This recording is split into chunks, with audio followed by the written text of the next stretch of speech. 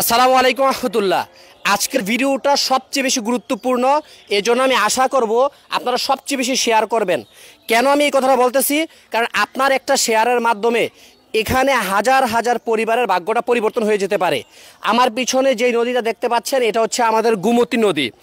আপনারা হয়তো বা এবারের বন্যার কারণে গোমতী নদীর নামটা অনেকে শুনেছেন, বাট এই নদী যে আমাদের হাজার হাজার লক্ষ লক্ষ পরিবারকে বাস্তুহীন করেছে হয়তো আপনারা এটা অনেকেই জানেন না। আজকে সেই জিনিসটা আমি তুলে ধরবো। আমি এখন দাঁড়িয়ে আছি কুমিল্লা জেলার তিতাস থানার ভিটিকান্দি ইউনিয়নের দুলারামপুর গ্রামে, যেখানে এবারের শুধু বন্যায় অনেকগুলা পরিবার বাস্তুহীন হয়েছে, ঘর ছাড়া হয়েছে। এই যে আমার পিছন দেখতে পাচ্ছেন এগুলো কিন্তু ভিটে বাড়ি। এখানে মানুষ ছিল, ফ্যামিলি ছিল, কিন্তু এখন নাই। ওইখানে ঘর ছিল, ওইগুলো ছেড়েও কিন্তু চলে গেছে। এদিকে দেখেন আমার পিছনে যদি দেখাই, এদিক দিয়ে দেখেন অনেকগুলো ফ্যামিলি ঘর ভেঙে কিন্তু অলরেডি চলে গেছে। কেন চলে গেছে দেখেন, কোথায় চলে আসছে, অনেক কাছাকাছি চলে আসছে। আমি এখন শুনবো, আপনাদেরকে শোনাবো এই এলাকার কিন্তু স্থানীয় মানুষদের কাছ থেকে, যাদের ঘরবাড়ি ছিল, ক্ষতিগ্রস্ত হয়েছে, ঘরবাড়ি এখন নাই, তাদের সাথে কথা বলবো ইনশাল্লাহ। আসসালামু আলাইকুম। ওয়ালাইকুম সালাম। আচ্ছা আঙ্কেল, নদীটা তো এখন এখানে চলে আসছে। আচ্ছা, আপনার জানা মতে এই নদীটা এখান থেকে কতটুকু দূরে ছিল? এখান থেকে কমপক্ষে 10খানি বাড়ি, ওই মনে করেন 10টা বা পরিবার, 10টা বাড়ি ভাঙ্গা সরকার হয়ে গেছে, নদী ভাবে বিলীন হয়ে গেছে।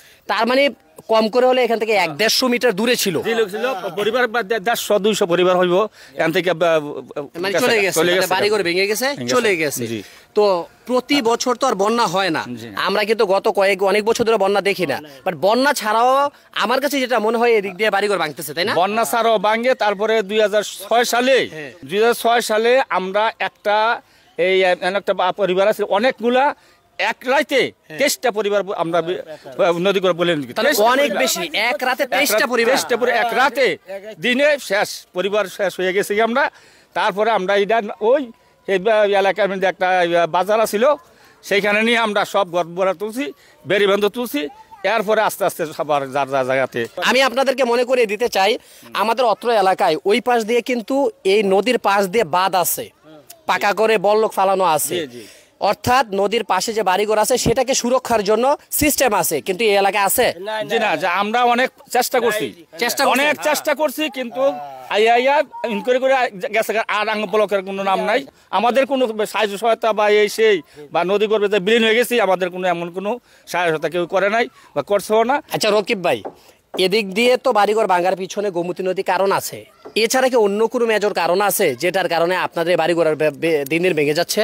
প্রধান কারণ তো হচ্ছে আমাদের কোনো পদক্ষেপ নেওয়া হয়নি এই পর্যন্ত এই নদীর, কারণ বিভিন্ন সময় প্রতি বছরই বর্ষাকালে ভাঙতেছে, এটা হচ্ছে একটা। এরপরে হচ্ছে যেই পরিমাণ ভাঙন, প্রবল স্রোত, আর কিছু কিছু গুরুত্বপূর্ণ বিষয় হচ্ছে আমাদের এই যে ইটের ভাটা হচ্ছে, ইটের ভাটার কারণে আমরা কিছু জমিদার যারা আমাদের জমি আছে, আমরা মাটিগুলো বিক্রি করে ফেলতেছি। মাটিগুলো বিক্রি করার কারণে জমিগুলো নিচু হয়ে যাচ্ছে, পানি সহজে ঢুকতে পারতেছে, আঘাত আনতেছে। এখন আমাদের চাষযোগ্য যে জমি, এই জমিগুলো সহ এখন নদীগুলো বিলীন হয়ে যাচ্ছে। তার মানে এই যে নদীর বাড়ি ইট ভাটাগুলো আছে, তাদের কাছে জমি বিক্রি করে দেওয়ার কারণে কিন্তু এগুলা ভাঙতেছে। আচ্ছা, এখন আপনাদের দাবিটা কি? আপনার কি চান এখন? আমাদের একটাই দাবি। আমি আরেকটা দাবির আগে আমি দু একটা বিষয় নোটিস করি আপনাদেরকে। এই যে দেখতেছেন এই গ্রামটা, এই অঞ্চলটা কিন্তু এই গ্রামের অংশ ছিল। তারা এখান থেকে নদী ভাঙ্গার কারণে কিন্তু ওইদিকে গিয়ে বাড়ি করেছে। মানে এই গ্রামটা ভেঙে প্রায় 2-3টা গ্রাম হয়ে গেছে, কিন্তু আমরা এই পর্যন্ত কোনো প্রকার সহযোগিতা প্রশাসন কিংবা এই যে ক্ষতিগ্রস্ত মানুষের বা নদীকে রক্ষা করার জন্য, নদী ভাঙ্গন রক্ষার জন্য কোনো প্রকার সহযোগিতা আমরা পাই নাই। তো আমার একটাই দাবি আছে, দাবিটা হচ্ছে আমাদের যে যথাযথ কর্তৃপক্ষ আছে, বিশেষ করে আমি তিতাস উপজেলার ইউনু মহোদয়ের প্রতি আমি আবেদন রাখবো, এবং আমাদের উপজেলা প্রশাসন কর্তৃক আমাদেরকে যেন সহযোগিতা করে, এবং বাংলাদেশ সরকার, বর্তমান বাংলাদেশ সরকার আমাদের এই নদীটাকে, নদী ভাঙ্গন রোধে, আমাদের এই গ্রামকে রক্ষার জন্য যা যা করার তা যেন আমাদেরকে করে, আমাদের এই জনগণকে যেন, আমাদেরকে এই গ্রামটাকে যেন বাঁচায়। আমাদের গ্রামটাই বিলীন হয়ে যাচ্ছে।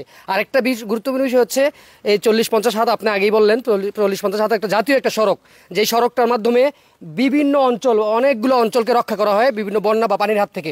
এটা কিন্তু আবার প্রধান সড়ক ও যোগাযোগের, এছাড়া আর কোনো যোগাযোগের রাস্তা নাই। সেই সড়কটা কিন্তু আর অল্প কিছুদিন বা 1-2 বছরের মধ্যেই এই জায়গাটা, এই রাস্তাটাও ভেঙে যেতে পারে। ভেঙে গেলে তো কিন্তু বন্যা কিন্তু খুব সহজেই আরও খুব বেশি গ্রামকে তলিয়ে ফেলতে পারবে বা ক্ষতিগ্রস্ত করতে পারবে।